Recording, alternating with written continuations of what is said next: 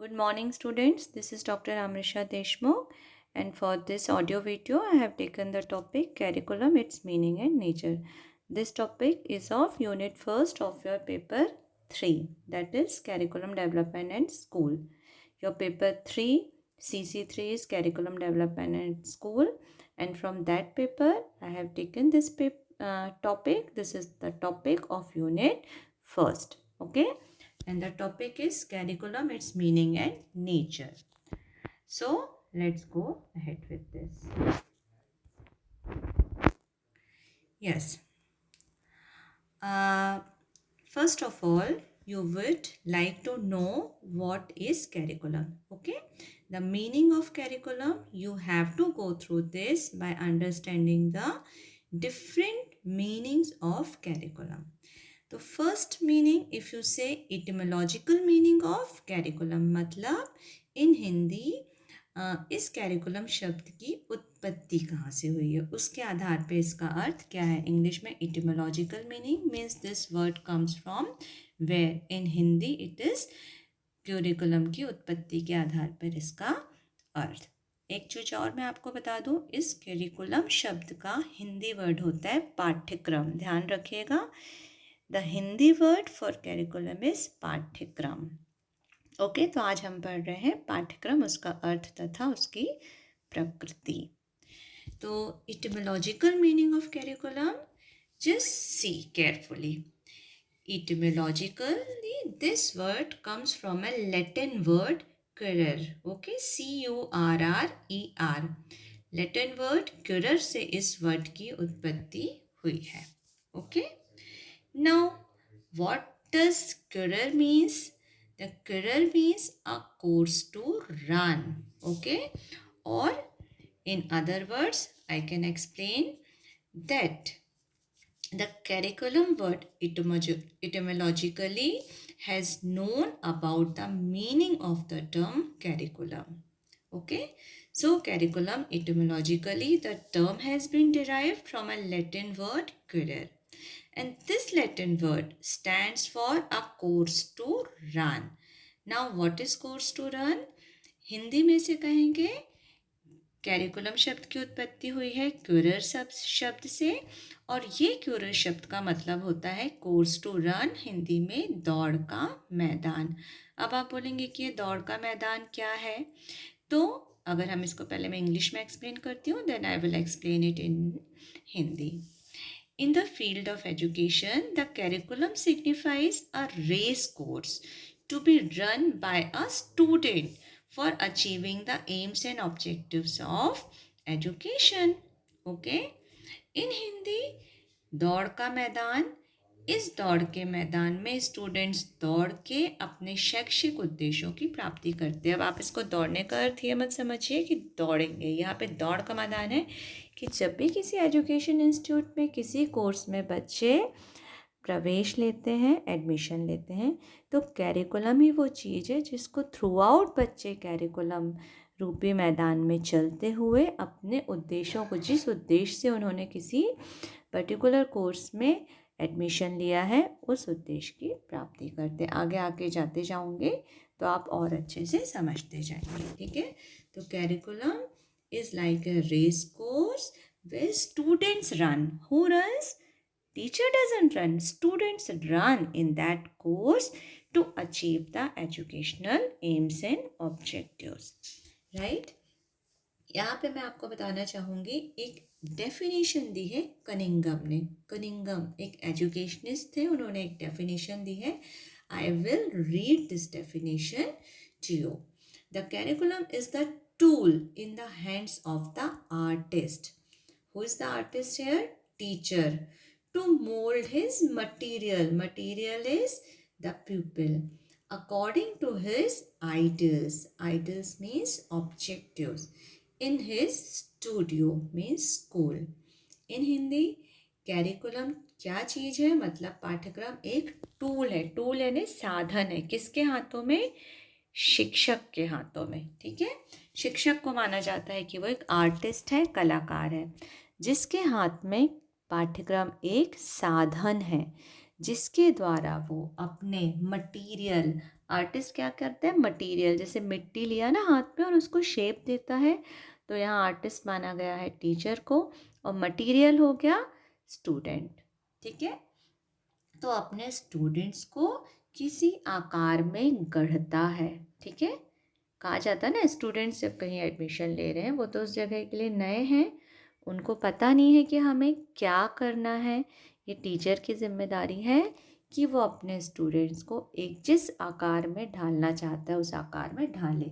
अब किस के द्वारा ढालता है वो, पाठ्यक्रम, एक पाठ्यक्रम ही होता है जिसके आधार पे शिक्षक अपने स्टूडेंट्स को कोई पर्टिकुलर शेप देता है। और किसके according, according to ideals, ideals यानी उच्च लक्ष्य है, कुछ उद्देश्य है ना हर कोर्स के। जैसे बीएड में आपने एडमिशन लिया तो बीएड का कैरिकुलम बना, उसमें उद्देश्य रखे गए कि ये बीएड का कोर्स आपके लाइफ में या आपको कौन सी स्किल्स सिखाने वाला है।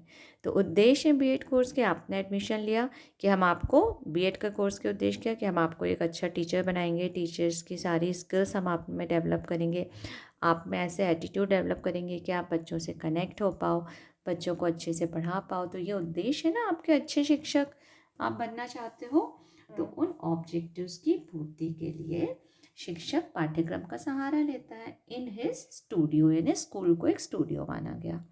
अब अगर आप इसमें सिंपल लैंग्वेज में समझें तो पाठ्यक्रम का मतलब रहता है वह सारी एक्टिविटीज़ जो स्टूडेंट्स अपने स्कूल में करते हैं, वो सारे एक्सपीरियंस जो उनको स्कूल में मिलते हैं वो पाठ्यक्रम के अंतर्गत आ जाते हैं। जैसे आप दो शब्द होते हैं, एक होता है कैरिकुलम, एक होता है सिलेबस। ओके, तो ये दोनों चीज़ें डिफरेंट है। Curriculum and syllabus are not same words. Syllabus is what, just content आपको दे दिया कि ये आपको, जैसे आपको हमने बीएड का सिलेबस प्रोवाइड कराया है कि ये बीएड का सिलेबस है, इसमें 4 पेपर हैं, 4 पेपर के अंदर, हर पेपर के अंदर यूनिट्स हैं, 4-4 5-5 यूनिट्स हैं और उनके अंदर टॉपिक है। तो आपको सिलेबस मिल गया कि ये चीज़ पढ़ना है। ठीक है, बट कैरिकुलम में ये चीज़ तो शामिल होती है, मतलब syllabus is a part of curriculum. मतलब कैरिकुलम के अंदर ये चीज़ें जो सिलेबस में है ये तो रहेंगी कि भाई इतनी यूनिट है और इतना ये कंटेंट है, पाठ्य वस्तु है। बट अब कैरिकुलम में ये भी रहेगा कि इस चीज़ को आपको कैसे पढ़ाया जाना है, इस चीज़ को आपको कौन सी एक्टिविटीज़ के थ्रू पढ़ाया जाना है। अगर एक्टिविटीज़ के थ्रू पढ़ाने के बाद आपका एग्ज़ाम किस पैटर्न पे लेना है। ठीक है, तो ये सारी चीज़ें कैरिकुलम में शामिल होती हैं। प्लस ऑल द एक्टिविटीज़ जो स्टूडेंट क्लास में या क्लास के बाहर परफॉर्म करता है, किस लिए, एजुकेशनल ऑब्जेक्टिव्स को अचीव करने के लिए, वह सारी एक्टिविटीज़ कैरिकुलम में शामिल होती हैं।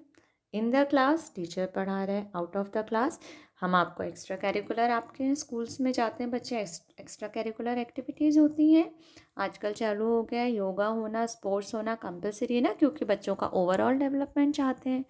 तो बच्चा जब स्कूल में 11 to 4 का स्कूल है, मॉर्निंग 8 to 2 का स्कूल है, जब 8 o'clock वो एंट्री लेता है, उसके बाद से लेके जब तक स्कूल गेट ओवर हो जाता है, छुट्टी हो जाती है, तब तक वो स्कूल में रह के जो एक्टिविटी करता है वो वहाँ पे वो सारे अनुभव ग्रहण करता है, वो सारे कैरिकुलम में शामिल होते हैं। ये पहले से फिक्स रहता है। ऐसा नहीं कि स्टूडेंट अगर आपस में झगड़ रहे हैं, 2 students are fighting with each other in the class, तो that doesn't come in curriculum. But other activities like if he goes to laboratory to perform the practical, if he goes to garden to collect some information about the botanical things, then these all things come under curriculum. ठीक है, सारे experience जो उसको school में मिलते हैं एक निश्चित लक्ष्य की प्राप्ति के लिए। तो कैरिकुलम शब्द सिर्फ सिलेबस नहीं है, सिलेबस में तो कंटेंट रहता है कि ये पढ़ना है, बट कैरिकुलम में उस कंटेंट को कैसे पढ़ना है, उस कंटेंट को पढ़ने के ऑब्जेक्टिव्स क्या हैं, उद्देश्य क्या है, क्यों ये कंटेंट आपको पढ़ाया जाता है।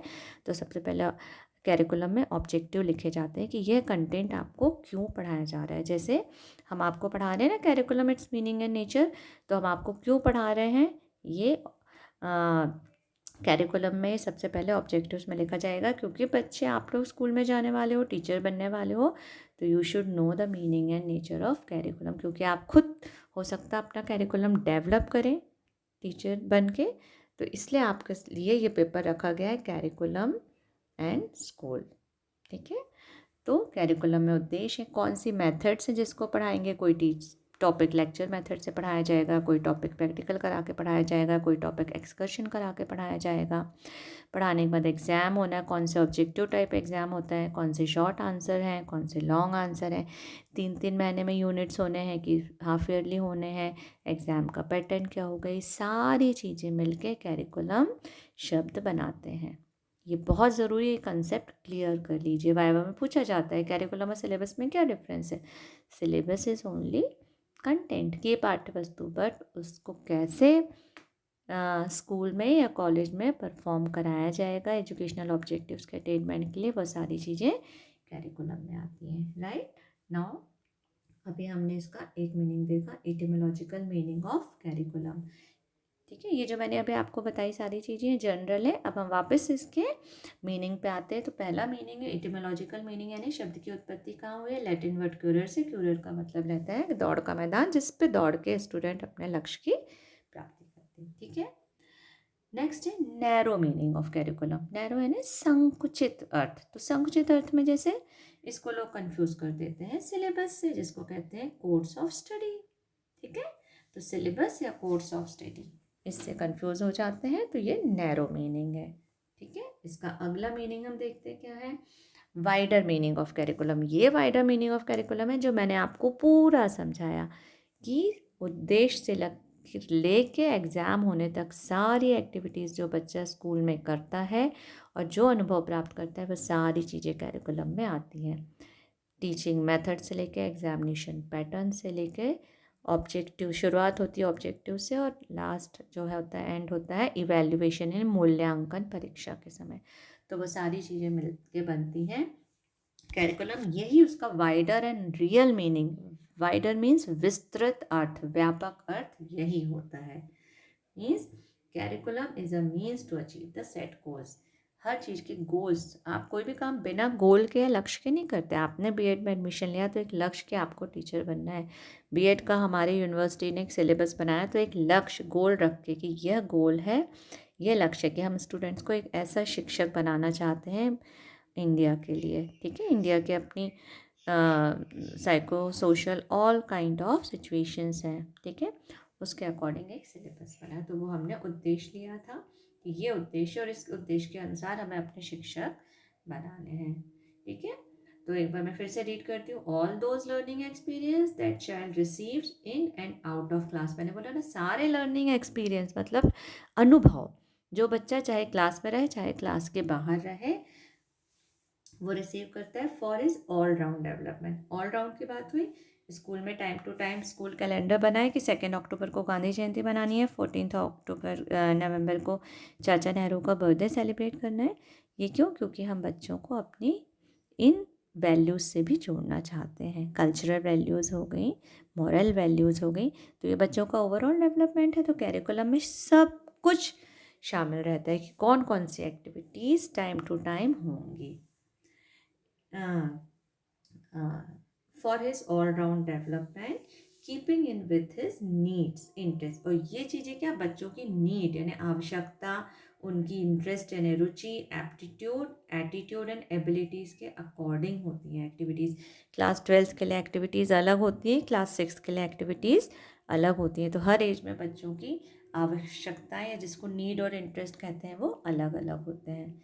इसलिए कहा है कि बच्चों की आवश्यकताओं, उनके इंटरेस्ट, एप्टीट्यूड, एबिलिटीज़ के अकॉर्डिंग एक्टिविटीज़ डिसाइड की जाती हैं, बाय विच स्टिपुलेटेड टीचिंग और learning aims and objectives are required. और ये सब सारी चीज़ें क्यों की जाती हैं कि टीचिंग एंड लर्निंग के स्टिपुलेटेड यानी पहले से बने हुए उद्देश्य, शुरुआती उद्देश्य से होती है, तो उद्देश्यों की प्राप्ति के लिए ही ये सारी एक्टिविटी कराई जाती हैं।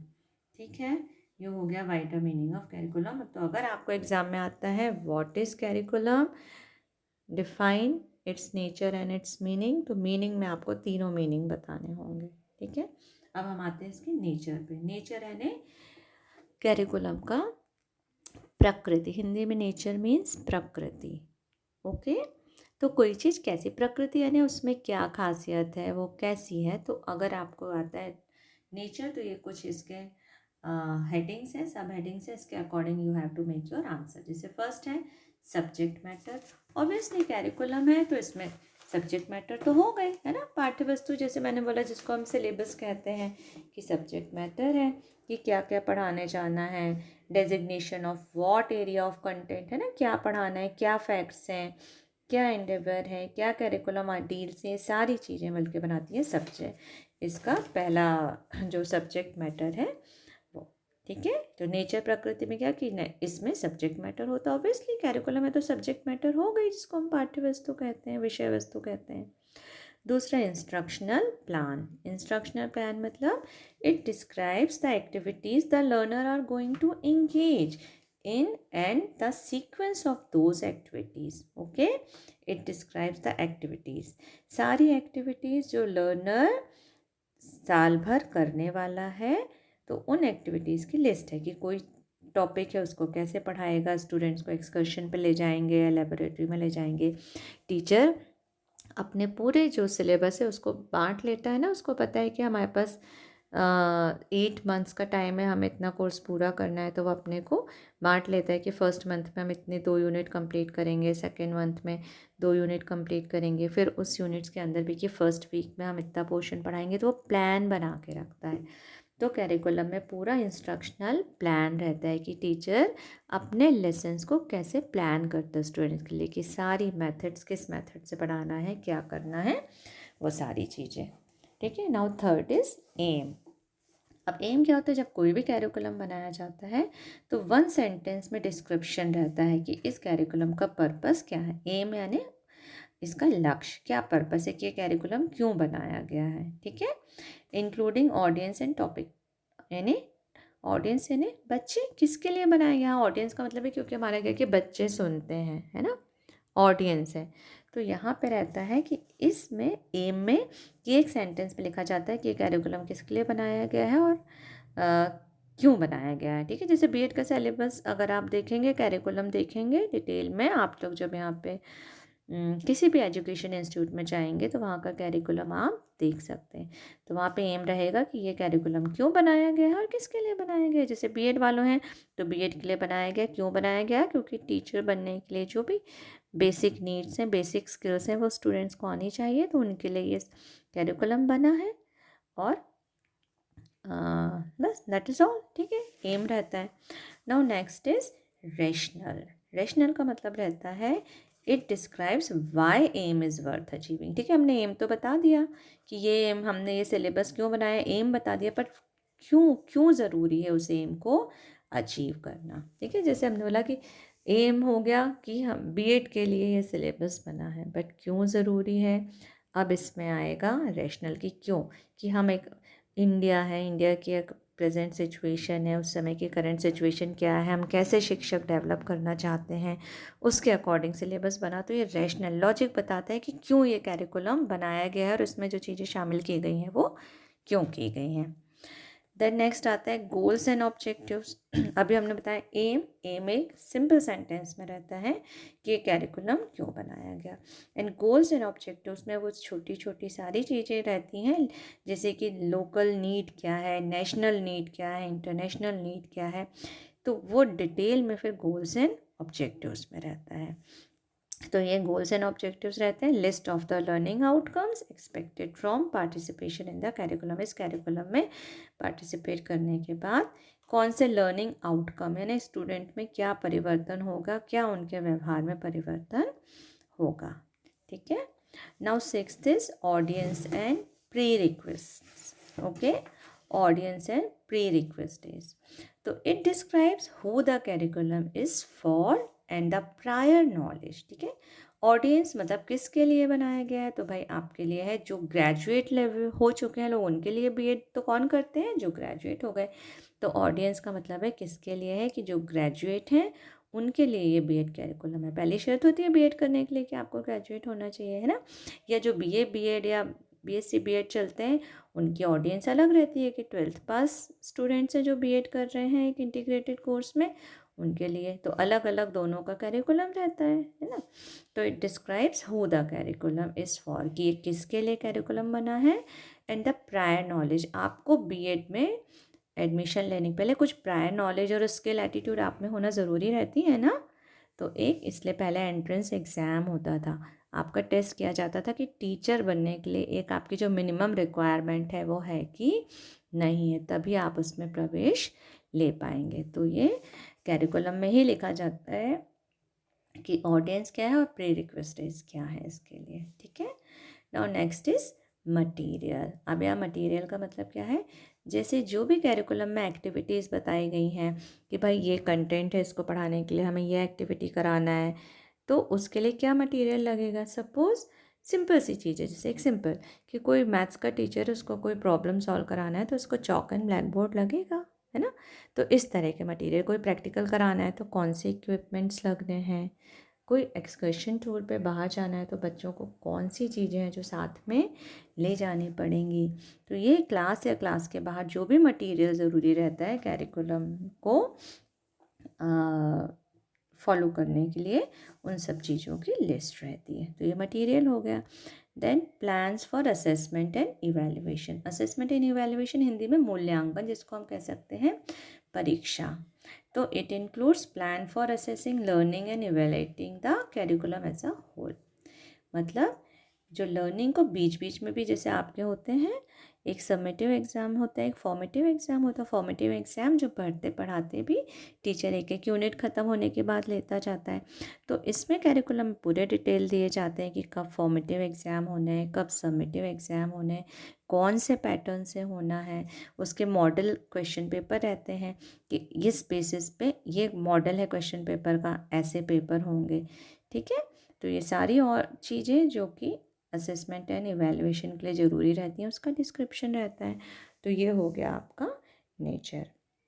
आई होप आप लोगों को ये समझ आया होगा, और अगर आप लोगों को कुछ समझ नहीं आया होगा तो ये मेरा यूट्यूब चैनल पे भी मेरे ये लेक्चर सारे अवेलेबल रहते हैं, आप वहाँ पे मुझे क्वेश्चन कर सकते हैं, ठीक है। Okay, have a good day, thank you so much.